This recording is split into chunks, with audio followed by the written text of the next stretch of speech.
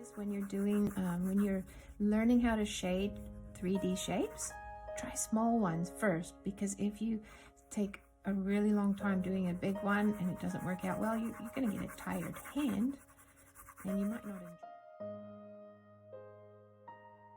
Some triangles with some stripes.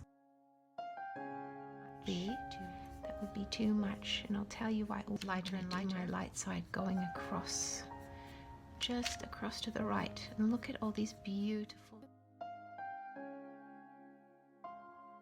I'm using watercolor pencils, which you've seen me use before.